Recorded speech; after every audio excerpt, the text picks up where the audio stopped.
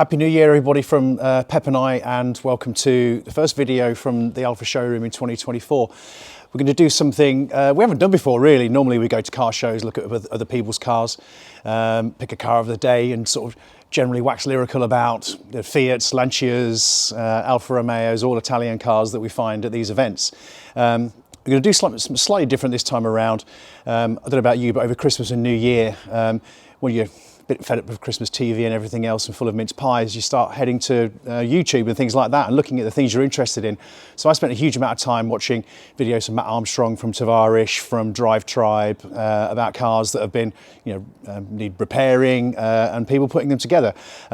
These guys say in their videos that they're not mechanics and they're just trying to have a go and see how they get on. I'm certainly not. Any of you who know me, I'm a bit ham-fisted when it comes to the spanners and stuff like that. But today I'm going to have a bit of a go on trying to repair my Alfa Romeo 156 V6.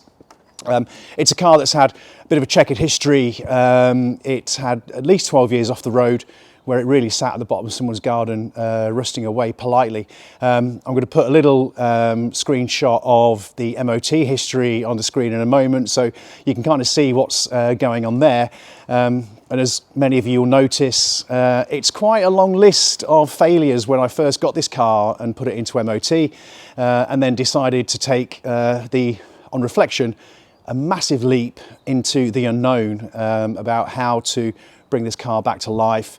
God willing, and all the other sort of cliches on how to try and make things work. In March of last year, it passed its MOT without any advisories, and the car hit the road. And typical me, it's kind of all in or nothing. Decided then that I'd go for a road trip to see my friend Giles in Switzerland, and 1,500 miles in 5 days later, and some quite scary speeds on the Autobahn, and a lot of good driving, and naturally for the V6 Busso, a lot of petrol. The car was absolutely fantastic. Came back, and then during the rest of the summer, really sort of fettled around with it to get rid of squeaks and rattles and replace little bits of trim. But the problem I have at the moment is that the V6 has an intermittent fault with a throttle position sensor. The code got read at Alfa Workshop, thanks to Ben, and the code came up with throttle position unknown, which is a little scary. And the symptoms of that while I'm driving are you can be driving along absolutely fine, have all of your throttle position, all of your throttle available from here to here, but then somehow it would just clip over, and basically the car would go from this amount of throttle and you'd only be able to use it for this small amount, which is limp mode. It's designed there to limp. But basically what would happen was sometimes it would just make itself work again. So when you're on this amount of throttle, not getting a lot of power from the car, and suddenly it starts working again, it kind of lurches forward. So in slow traffic, in sort of bumper to bumper, not that good. So there's three things which I've tried to narrow it down to. One is the potentiometer, which is buried underneath the pedal box. I'll try and get a little video of that so you can see where that is. The multi-plug link that comes off that into the wiring of the car, or the throttle body, which obviously matches onto the plenum, etc. So I've got the exact same part from a 2.5 V6 engine, the throttle body and the throttle position sensor from a car which I broke. So I'm going to put that part on the car today, just trying to eliminate one of those three issues. So let's get on with that, see how we get on, and who knows, at some point even my little cat might come around and try and give me a bit of moral support. So this is the 156. It's been sat in here since really the problem started. So let's get the car out and let's see if we can start to get this throttle position sensor and the throttle body replaced on the car.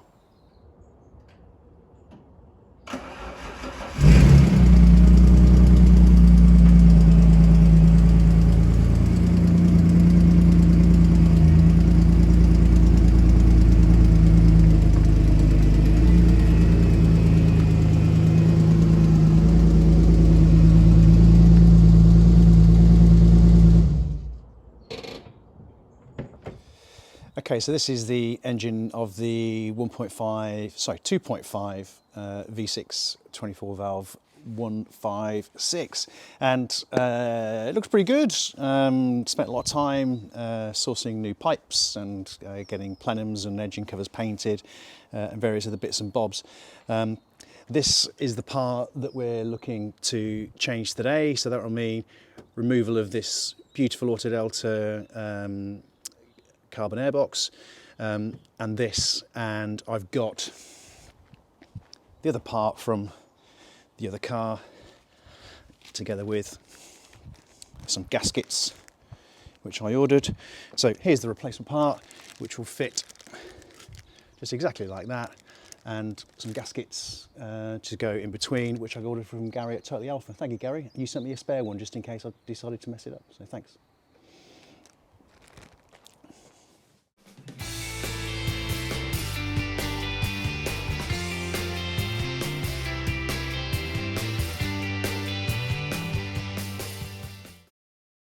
So after a little bit of jiggling about, it came off nicely from the throttle body.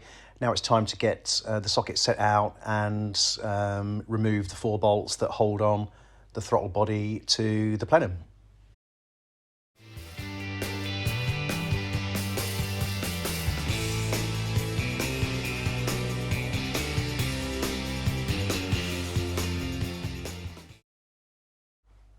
So having carefully taken out all 4 bolts, and being especially careful not to drop any of them into the bottom of the engine, it popped away nicely once I sort of freed away the gasket sealer, and now it's ready to receive the new part. Okay, so I've got the old part off, so the one that came with the car.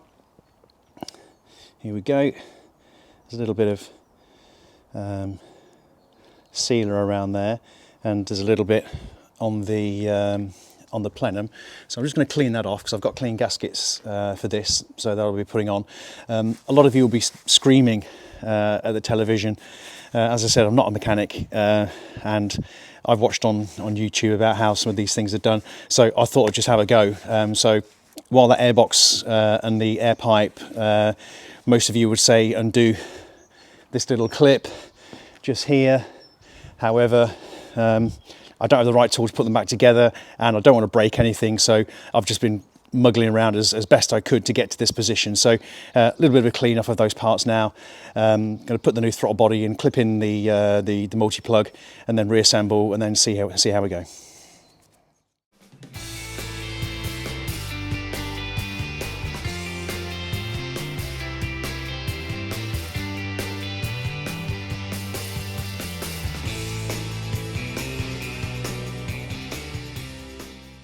So that's in there now.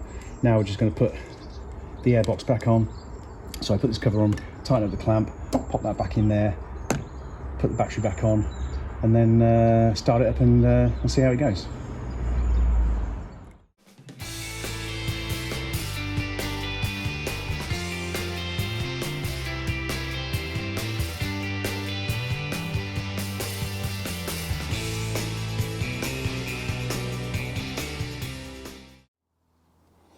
Okay, so battery back on, old, new throttle body back in position, and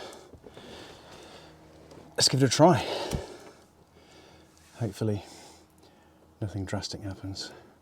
Okay, well, first problem, key code light, which has been a problem this car has had a lot, so that's now gone out. Just check we're in neutral, have the clutch down anyway, so let's just do that again. Okay, we have fire.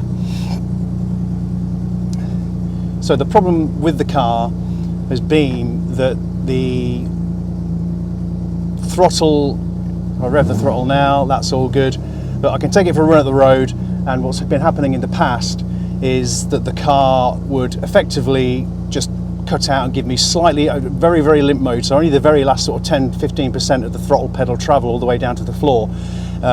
More recently, when I've tested it up and down the road, it's cut out completely. The car will still idle, but I've got nothing on the throttle pedal at all. I can turn it off, turn it back on again, which allows me really just to get it back into the garage so I'm not stranded down the road.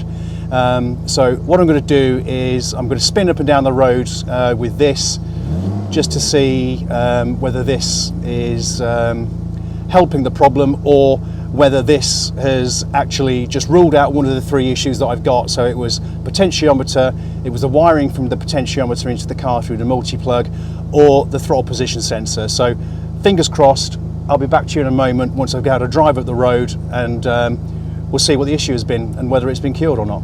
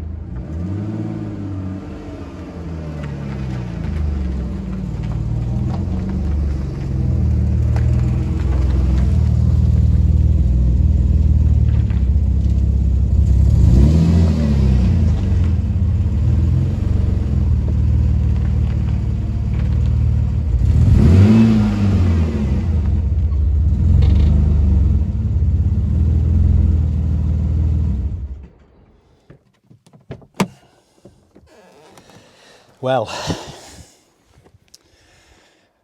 a lot of you watching this video will think he's doing so many things here that are just completely wrong.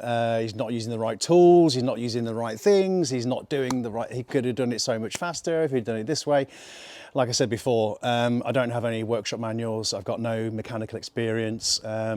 In all of the 18, or more than, since I was 18, I've been driving and owning Alfa Romeos, but in all of that time, I've never done any work on them myself, except for things like, replacing trim parts on the inside of the car, which I need to replace a lot of the trim around the center console here, because I had all of that out to investigate the potentiometer and the cables that run through. And luckily, the little run we've just had up and down the road has been successful. It's pretty quiet around here. It's not been a full road test. I'm not 100% confident, but the last time I drove it without having made the change, the car really didn't run well at all and cut out. And when I turned the engine back on, it gave me that enough just to get it back in the garage. But I've got into third gear, put the foot down a little bit, the Buso's making some beautiful noises, and fingers crossed, changing the throttle body with the throttle position sensor has cured the problem. I'm pretty happy with that. As a result, I got a bit frustrated when things wouldn't come off the clip from the multi-plug, from the throttle position sensor. I couldn't really work out how to do that. Eventually it came on to clip back on lovely. And seems that the gasket from Totally Alfa looks like it's doing the job nicely. So thanks again for that, Gary. I'll put a link in the description to Totally Alfa. Any of you guys out there that are looking to buy parts for your Alfa Romeo cars, particularly the 916 GTVs and the Spiders, Gary's got a great selection there. So I consider that a success. So well done to me. I'm very, very happy with that. If you like what we're doing on the Alfa showroom, we're going to do some more videos this year. I've got to do another one on this car because the gear selector is really, really stiff. So Gary again provided me with some top hat bushes which fit either side of the spline that goes in, and that gets very stiff and very rusty.